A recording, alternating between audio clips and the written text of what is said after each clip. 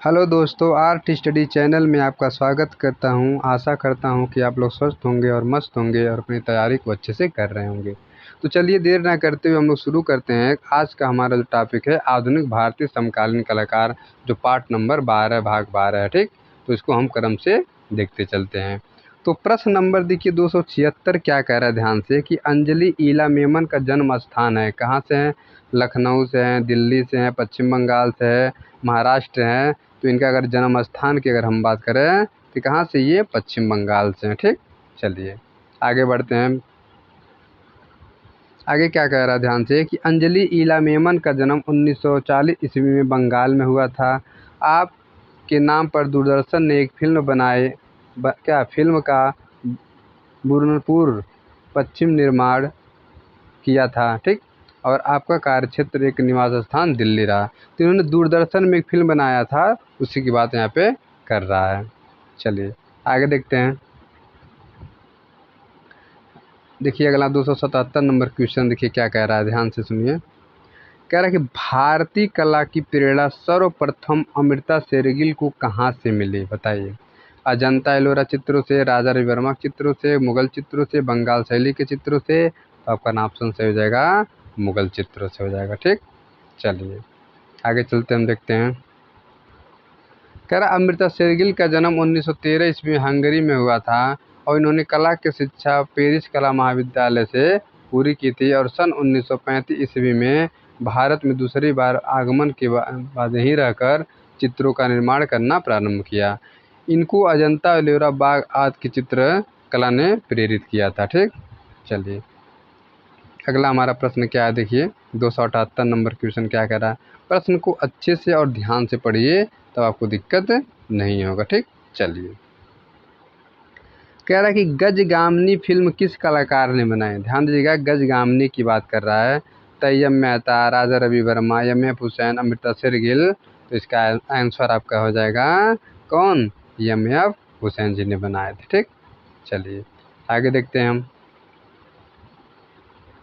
कह रहा है गजगामी नामक फिल्म का निर्माण एम.एफ. हुसैन ने किया था। इन्होंने अपने चित्रों की शुरुआत फिल्मी पोस्टर से की थी। हुसैन पैक के कलाकार थे और गजगामिनी फिल्म इन्होंने माधुरी दीक्षित के साथ बनाई थी। ठीक, बात समझ में आ रही होगी आपको। एक क्वेश्चन पढ़िए, कई चीज़ों को आप अच्छे से नोट्स कर लीजिए। ठीक है, चलिए आगे हम देखते हैं अगले प्रश्न की तरफ। अगला हमारा 279 नंबर क्वेश्चन है। कह रहा है कि निम्न में से उत्तर प्रदेश के भूदृश्य चित्रण करने वाले चित्रकार कौन है? ध्यान दीजिए, प्रश्न को सही से पढ़ें तभी, ताकि क्या हो, हमारा आंसर मिलने में आसानी होता है।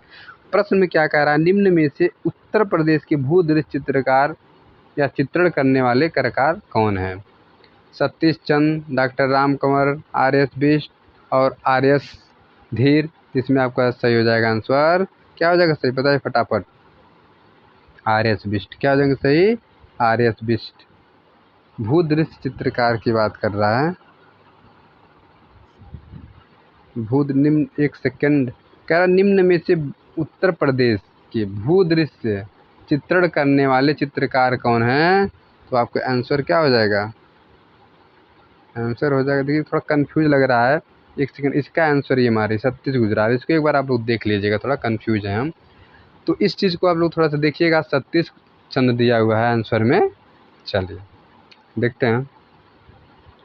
सतीश चंद्र उत्तर प्रदेश के एक प्रसिद्ध चित्रकार है जिन्होंने प्रकृति से संबंधित चित्रों का निर्माण करने में प्रसिद्धि प्राप्त की थी और एक भूदृश्य चित्रकार के रूप में भी जाने जाते थे। चलिए आगे चलते हैं। होता है कभी कभी कुछ क्वेश्चन ऐसे होते कंफ्यूज हो जाते हैं, कोई बात नहीं। चलिए आगे देखते हैं।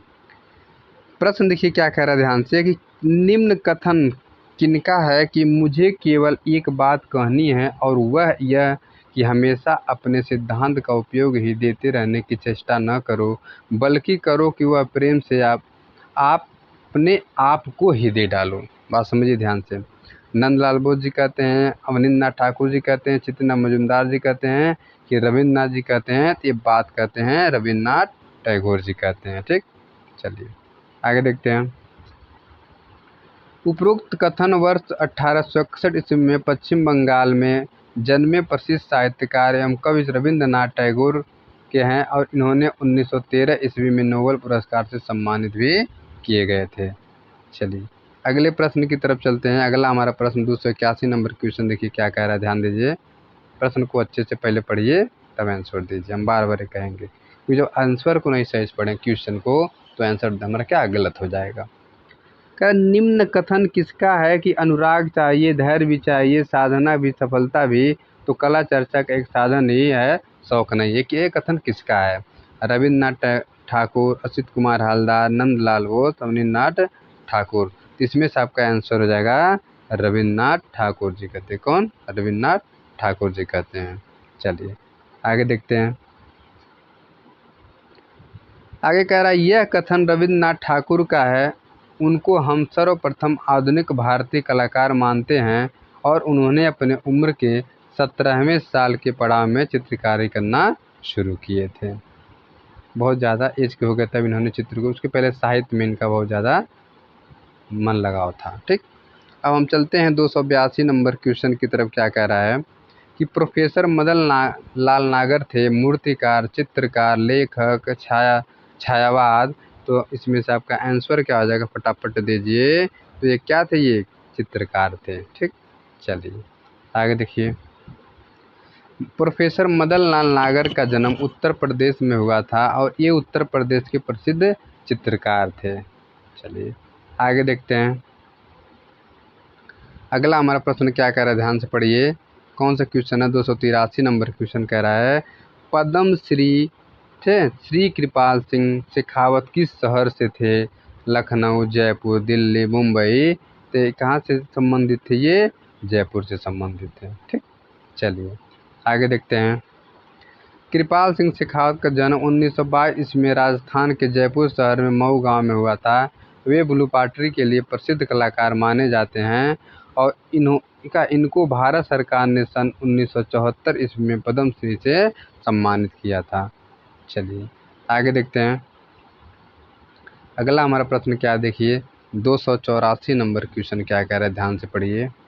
क्या निम्नलिखित भारतीय कलाकारों में बिंदुवादी कलाकार कौन है? किसकी बात कर रहा है? बिंदुवादी कलाकार की बात कर रहा है। K Hebbar, doctor Ram Kanwar, Tyeb Mehta, N S. Bendre.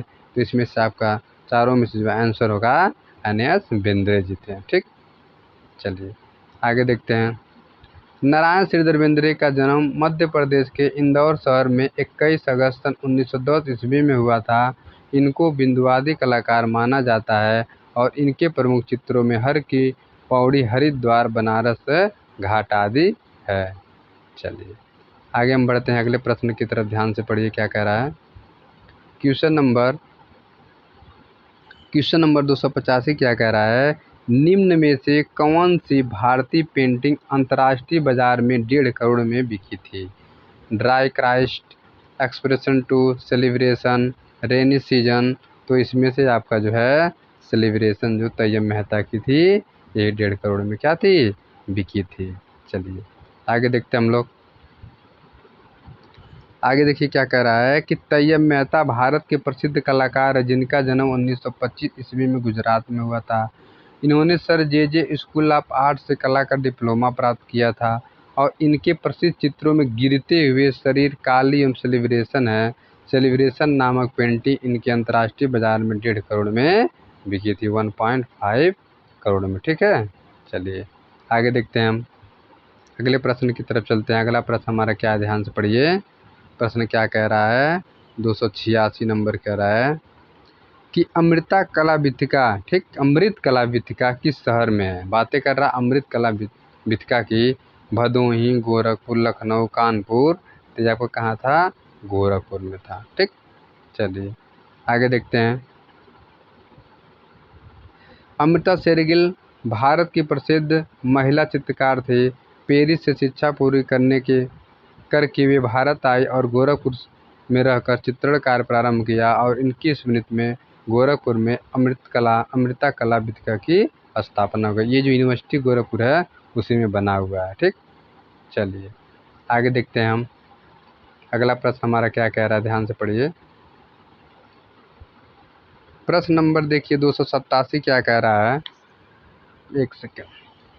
कह रहा है कि प्रसिद्ध कवि, ध्यान दीजिए, प्रसिद्ध कवि रविंद्रनाथ टैगोर ने अपनी उम्र के 17वें मतलब 70 वर्ष की उम्र में पर वे आकर किसको अपनाए, मतलब क्या चीज़ करना शुरू किए। तभी ऊपर हम लोग पढ़े हैं नृत्य, सितार, तबला, चित्रकारी। तो किस में वो आए थे? चित्रकारी के रूप में या चित्र बनाना शुरू किए थे अपने उम्र के 70 वर्ष के समय में। चलिए, रविंद्रनाथ टैगोर का जन्म 1861 ईस्वी में कोलकाता में हुआ।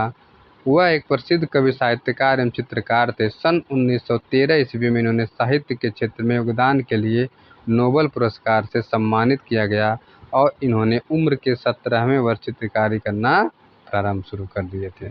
चलिए आगे देखते हैं, अगला हमारा क्या है, देखिए ध्यान से।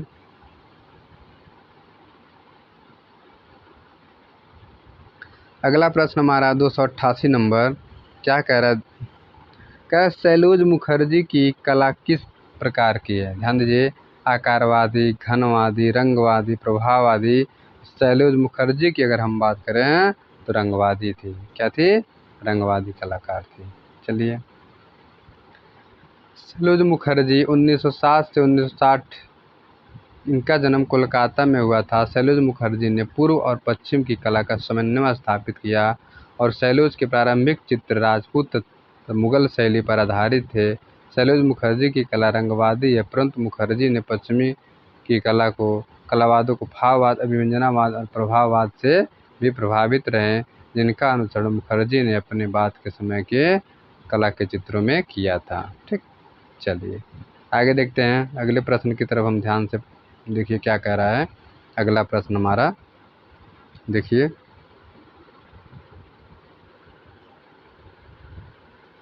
ठीक है। चलिए, अगला हमारा प्रश्न है कि भावेश सान्याल कौन थे? ध्यान दीजिए, चित्रकार, मूर्तिकार, छापाकार और क्या है, छायाकार। इसमें से आपको आंसर देना है वो क्या थे। तो क्या थे ये? सैलूज मुखर्जी जी एक छापाकार थे। सैलूज मुखर्जी, एक मिनट, भावेश चंद्र सान्याल, ठीक, भावेश चंद्र सान्याल चित्रकार थे। हम सोचे वही कैसे, ये संभव ही नहीं है। चलिए ठीक है, मिस्टेक हो गया। भावेश चंद्र सान्याल कौन थे? तो ये चित्रकार थे। कौन थे ये? चित्रकार थे। चलिए ठीक, तो हम इसलिए देखिए, विकल्प अगर बाय द वे हमसे गलती हो जाता है तो यहाँ पर वो पकड़ा जाएगा। कहाँ पे? यहाँ पे। तो यहाँ आप उसको क्या सुधार भी कर सकते हैं, ऐसी बात नहीं है। अगर किसी वजह से कारणवश गलतियाँ हो जाती है तो आप उसको क्या है, यहाँ पर सुधार कर सकते हैं। ठीक, कह रहा बीसी सान्याल जी का जन्म 1902 ईस्वी में हुआ था। ये आधुनिक भारतीय चित्रकला के अगुआ तथा चित्रकार और मूर्तिकार थे और इन्होंने दिल्ली शिल्प चक्र की स्थापना भी की थी और राजस्थानी महिला, 3 महिला, कपोत महिला, खेत की महिला आदि इनकी प्रमुख कृतियाँ थी। ठीक, तो यहाँ पे आपका क्लियर हो गए, हम चल जाएगा पता कि क्या थे, ये चित्रकार थे। ठीक, बाकी चीज़ें नहीं थे। मूर्तिकार भी थे, लेकिन सबसे ज़्यादा काम जो फेमस जो कलाकार जिसमें रहता है, जैसे देवी प्रसाद राय चौधरी की अगर हम बात किया जाए, चित्रकार थे लेकिन बहुत ज़्यादा मूर्ति बनाते थे, इसलिए मूर्तिकार में फेमस। जो जिस क्षेत्र में ज़्यादा वर्क करता है, काम करता है, उसको उसी क्षेत्र में क्या काउंट कर लिया जाता है, गिन लिया जाता है। ठीक, फोकस भी उसी क्षेत्र में उनका किया जाता है। निम्न में से अगला कह रहा है कि निम्न में से तंत्र कलाकार कौन है? मुकुल डे, तय्यब मेहता, प्रभाकर बर्वे, जहांगीर साहबवाल। तो इसमें से आपका आंसर हो जाएगा कौन सा? बताइए, जहांगीर साहबवाला जो थे, क्या थे? ये तंत्र कलाकार थे। देखते हैं कैसे। तंत्र कलाकार जहांगीर साहबवाला, इनका जन्म 1922 ईस्वी में मुंबई में हुआ था तथा कला की शिक्षा जे स्कूल लापाट से प्राप्त की और इनको 1977 ईस्वी में पद्मश्री से सम्मानित किया गया। किससे? 1977 ईस्वी में पद्मश्री से इनको सम्मानित किया गया था, पद्मश्री मिलता है। चलिए आगे देखते हैं अगले प्रश्न की तरफ। हम अगला प्रश्न हमारा क्या कह रहा है, ध्यान से पढ़िए। कह रहा है कि मूविंग फोकस किसकी बात कर रहा है? मूविंग फोकस किसकी रचना है? के.जी. सुब्रमण्यम, गणेश पाइन, रघु राय, अमन अल्लाना। तो इसमें से आपका आंसर हो जाएगा कौन सा? पहला कौन हो जाएंगे? ये के.जी. सुब्रमण्यम जी हो जाएंगे। ठीक, चलिए आगे देखते हैं। के.जी. सुब्रमण्यम जी का जन्म वर्ष 1924 ईस्वी को केरल के पालनघाट में हुआ था। वे एक तमिल ब्राह्मण परिवार में जन्मे थे और सन 1944 ईस्वी के के.जी. सुब्रमण्यम शांति निकेतन के प्रसिद्ध कला भवन में छात्र रूप में दाखिल हुए और इनकी रचना मूविंग फोकस बहुत ज़्यादा प्रसिद्धि की प्राप्ति की। चलिए आगे देखते हैं। 292 नंबर क्वेश्चन देखिए क्या कह रहा है, ध्यान से क्वेश्चन को पढ़िए। कह रहा है कांटा पत्रिका किसकी बात कर रहा है, कांटा पत्रिका के संपादक कौन थे? रूडीवान लिडनेन, एच.एस. राजा, जे. स्वामीनाथन, मनोहर कौल। इसमें आपका आंसर हो जाएगा कांट्रा की अगर हम बात करें तो इसमें हो जाएंगे आपके जे. स्वामीनाथन जी हो जाएंगे। ठीक, चलिए आगे देखते हैं हम लोग। अगला कह रहा है कि जे. स्वामीनाथन जी का जन्म 21 जून 1928 ईस्वी को शिमला में हुआ था। वे एक चित्रकार, कवि और लेखक थे और भारतीय कम्युनिस्ट पार्टी के सदस्य भी थे और वे कांट्रा पत्रिका के क्या थे, संपादक भी थे। चलिए आगे देखते हैं हम लोग अगले प्रश्न की तरफ। क्या है हमारा, ध्यान दीजिए। अगला प्रश्न हमारा क्या कह रहा है, 293 नंबर। कह रहा है कि विकास भट्टाचार्य ने किस वाद में चित्रण कार्य किया? ध्यान दीजिएगा। अति यथार्थवाद में, घनवाद में, सौरेलिज्म में, अभिव्यंजनावाद में। और विकास भट्टाचार्य की बात करेंगे तो हम अति यथार्थवाद के क्षेत्र में इन्होंने काम किया था। ठीक, चलिए आगे देखते हैं। विकास भट्टाचार्य जी का जन्म 1940 ईस्वी में कोलकाता में हुआ था। ये फोटोग्राफी यथार्थवाद में रुचि रखते हुए तथा व्यक्ति चित्रण में पारंगत हैं, लेकिन विकास भट्टाचार्य अपनी अति यथार्थवादी शैली में चित्रण के लिए प्रसिद्ध है। इन्होंने गुड़िया नामक एक प्रसिद्ध चित्र श्रृंखला का भी इन्होंने निर्माण किया था। चलिए आगे देखते हैं अगले प्रश्न की तरफ। हमारा क्या कह रहा है, ध्यान से पढ़िए। अगला प्रश्न 294 नंबर कह रहा है कि एन.एस. बेंद्रे, नारायण श्रीधर बेंद्रे क्या थे? मूर्तिकार थे, छापा चित्रकार थे और चित्रकार थे, थिएटर आर्टिस्ट थे। तो क्या थे ये? स्पेशल चित्रकार थे ये। ठीक, चलिए आगे देखते हैं। नारायण श्रीधर बेंद्रे जी का जन्म 21 अगस्त 1910 ईस्वी में मध्य प्रदेश इंदौर शहर में हुआ था। इन बेंद्रे एक प्रसिद्ध दृश्य चित्रकार थे। इनकी प्रमुख चित्रों में हर की पौड़ी, हरिद्वार, बनारस घाट आदि प्रसिद्ध है। मध्य प्रदेश सरकार ने सन 1984 ईस्वी में कालीदास सम्मान से इनको सम्मानित भी किया था। चलिए आगे देखते हैं। चलिए अगला क्या चीज़ है, ध्यान दीजिएगा। अगला हमारा 295 नंबर क्वेश्चन कह रहा है कि बद्रीनाथ आर्या को कला का कौन सा सर्वोच्च पुरस्कार मिला था? ज्ञानपीठ का, पद्मश्री का, कला रत्न का, कलाश्री का। तो इनको कौन सा मिला था? बद्रीनाथ आर्या जी को कला रत्न मिला था। क्या मिला था? कला रत्न मिला था इनको। ठीक, चलिए बद्रीनाथ आर्य भारत के एक प्रसिद्ध कलाकार है जिनका जन्म 1936 ईस्वी में हुआ था। इनको कला रत्न पुरस्कार से सम्मानित किया गया था। ठीक, चलिए आगे देखते हैं। अगले प्रश्न की तरफ हम चलते हैं। 296 नंबर क्वेश्चन देखिए क्या कह रहा है, ध्यान से। कह रहा ज्योति भट्ट किस विधा से संबंधित है? पेंटिंग से हैं, संगीत से हैं, मूर्ति कला से हैं, प्रिंट मेकर से हैं। तो अगर ज्योति भट्ट की अगर हम बात करेंगे तो किससे संबंधित है? ये प्रिंट मेकिंग से संबंधित है। किससे? प्रिंट मेकिंग से संबंधित है ये। चलिए आगे देखते हैं। ज्योति भट्ट जी का जन्म 1934 में भावनगर गुजरात में हुआ था।